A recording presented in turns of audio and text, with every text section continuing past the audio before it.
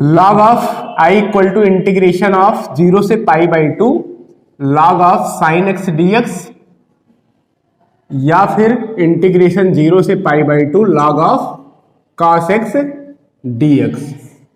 इसकी जो वैल्यू होती है ये आपको डायरेक्ट एज अ फार्मूला भी ट्रीट करना है और सॉल्व भी करके देखना है। अगर पर्सनली यही आया तो सॉल्व करना है और जहां यूज पड़ा वहां यूज कर लेना है डायरेक्ट एज अ फार्मूला ना। तो आपको इसे याद भी रखना पड़ेगा और क्वेश्चन जैसा भी है ये, ठीक है। ये चलते हैं प्रूफ करने, काफी इंपॉर्टेंट है, बहुत सारे सवालों में काम में आता है। सारी प्रॉपर्टी आपके ध्यान में है। कौन सी प्रॉपर्टी पहला पढ़े हमने? पहले तो हमने पढ़ा कि हम वेरिएबल को चेंज कर सकते हैं ना। उसके बाद हमने देखा कि हम जो है लिमिट को एक माइनस साइन के साथ रोटेट कर सकते हैं, ऊपर नीचे कर सकते हैं। फिर उसके बाद हमने देखा कि अगर बीच में जो है ए से बी के बीच में कोई नंबर है तो वहां से हम तोड़ सकते हैं। उसकी हेल्प से हमने मॉडुलस फंक्शन और ग्रेटेस्ट इंटीजर फंक्शन को इंटीग्रेट करके सीखा। फिर उसके बाद हमने क्या सीखा?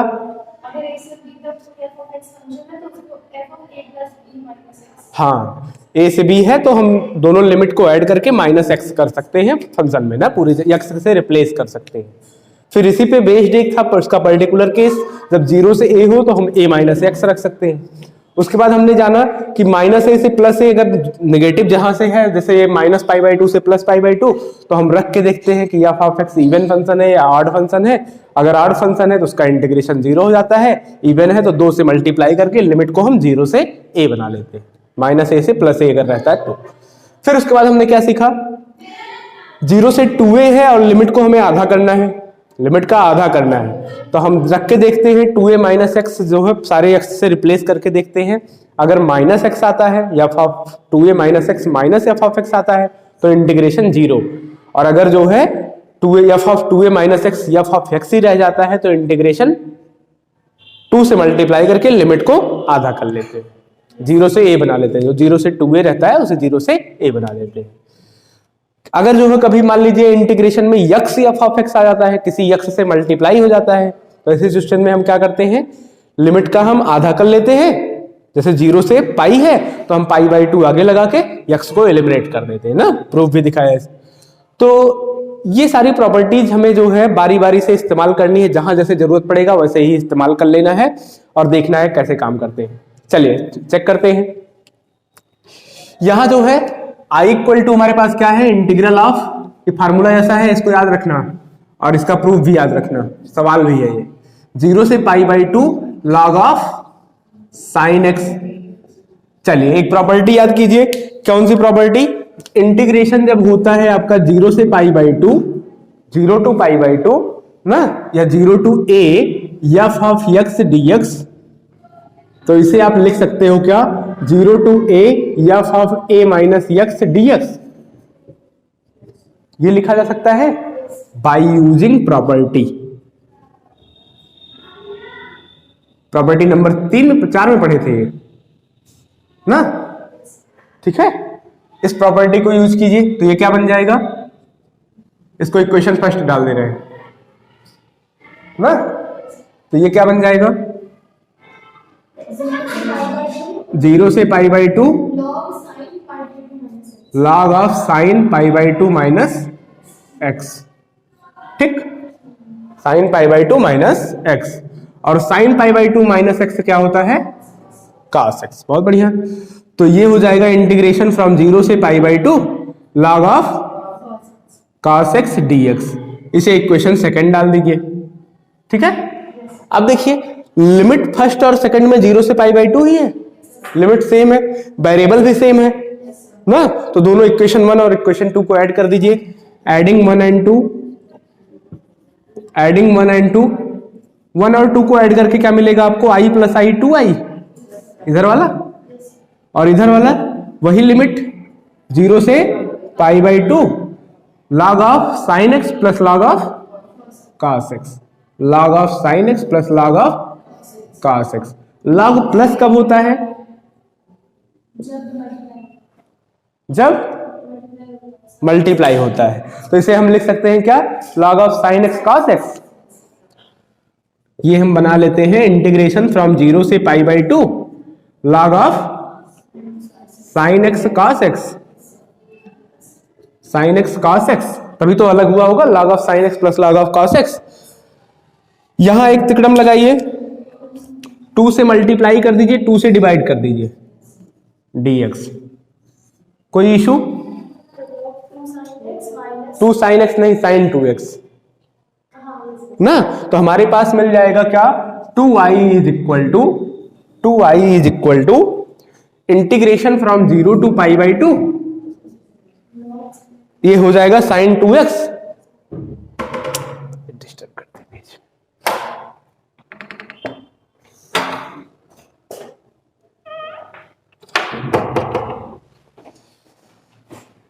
ठीक है, integration from 0 to pi by 2, 2 sine x cos x मतलब साइन 2x अपॉन 2 है, अपॉन 2 है, तो लॉग एम अपॉन एन के लिए आप क्या लिखते हो, log m minus log m.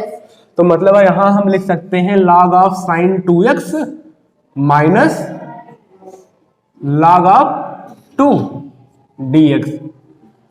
तो श्रेयांशी ये लॉग ऑफ साइन 2x है, साइन और 2x मल्टीप्लाई है, यहां से तोड़ ले, log of sign plus log of 2x,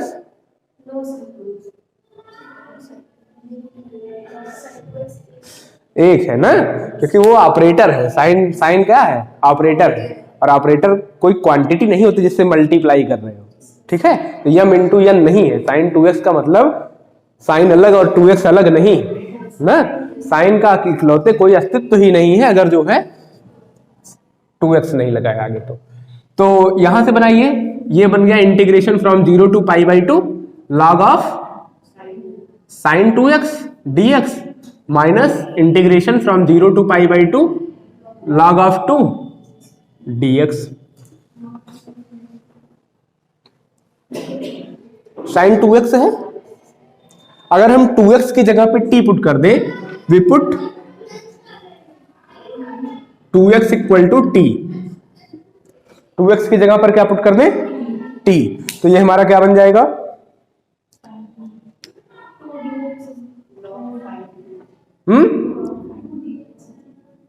to dx equal to dt, मतलब dx इक्वल टू 1/2 dt है ना।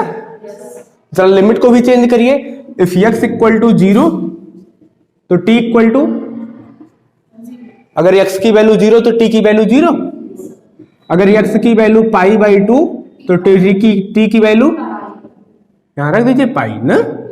ठीक है, तो ये हमारा क्या बन जाएगा, 2i is equal to integration from 0 to pi, और log ऑफ 2x की जगह t रख दिया है ना, log साइन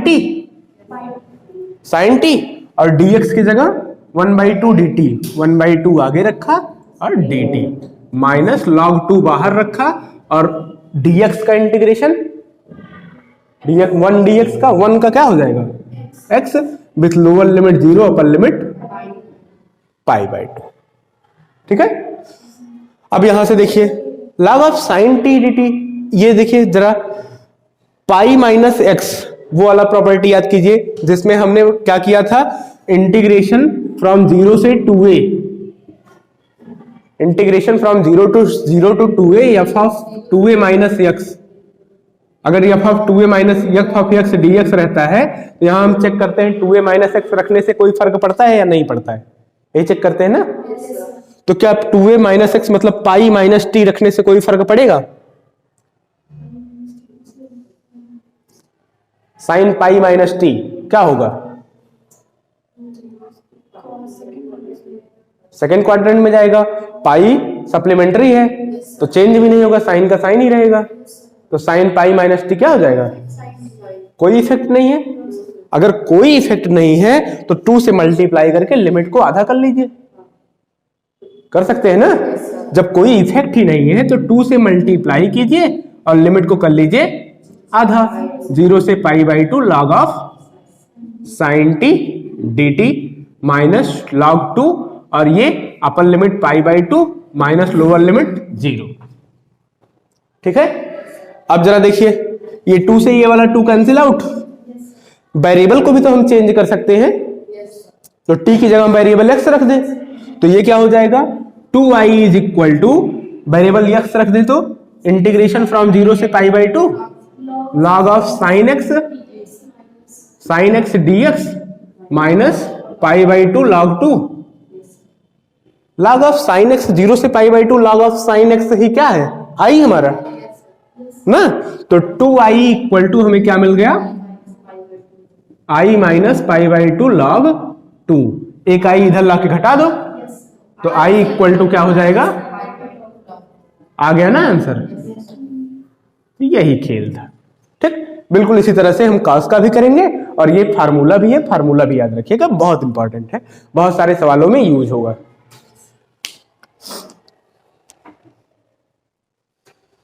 प्रॉपर्टीज अगर ध्यान में है तो इंटीग्रेशन हाँ, integration from 0 to pi by 4 आपके पास इंटीग्रेशन है i equal to integration from 0 to pi by 4 log of 1 plus tan x dx। बड़ा ही स्पेशल सवाल और काफी इंपॉर्टेंट सवाल ना। 0 से पाई बाई 4 तक जो है आपको log of 1 plus tan x को करना है सॉल्व। चलिए चेक करते हैं कैसे क्या काम कर दे।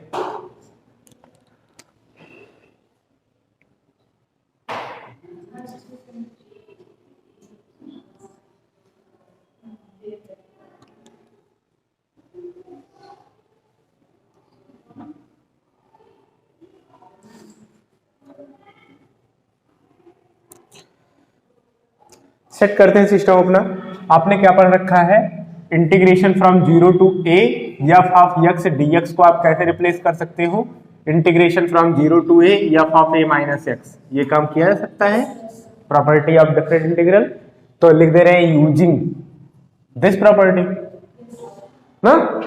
तो इसको यूज कीजिए तो क्या बन जाएगा, i is equal to integration from 0 to pi by 4 log of 1 plus tan pi by 4 minus x है ना dx। ओके, अच्छा अब tan pi by 4 minus x को ओपन कीजिए tan a माइनस बी वाले फार्मूले से। चलिए शाबाश, log of 1 plus tan a minus b का फार्मूला क्या होता है, tan a minus tan b upon 1 plus tan a tan b। तो क्या हो जाएगा tan pi by 4 minus tan x, tan a minus tan b upon 1 plus tan pi by 4 into tan x है ना। ठीक, dx। अब जरा देखिए 0 to pi by 4 log of ये 1 प्लस tan पाई बाई 4 की वैल्यू 1, तो 1 minus tan x upon 1 plus tan x dx। Okay, tan 1 minus tan x upon 1 plus tan x dx। इधर क्रॉस मल्टीप्लाई कर लीजिए 1 में, क्या बन जाएगा, integration from 0 to pi by 4 log of 2 upon 1 plus tan x dx। ये क्या है, ये क्या है, log m upon log n है, log m upon log n है, log m upon log n, log m upon n का क्या होता है, log m minus log n।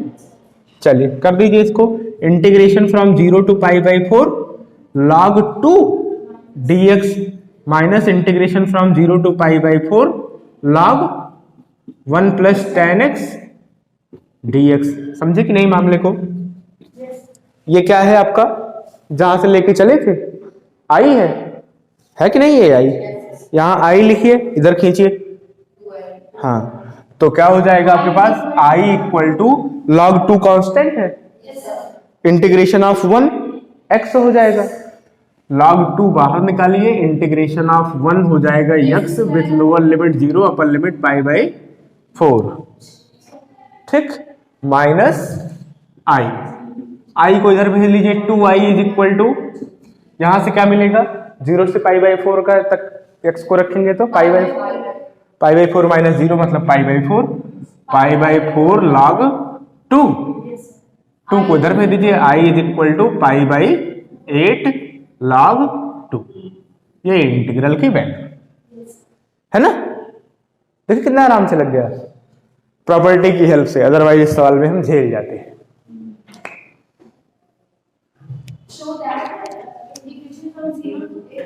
So that integral from 0 to a f of x g of x, हाँ समझ गए, to integration 0 से a f of x dx। हाँ कुछ गिवन है, if f and g are defined at f of x is equal to f of a minus x, f of x is equal to f of a minus x and g of x plus g of a minus x is equal to g of x plus g of a minus x equal to 4। 4। चल बहुत बढ़िया ना।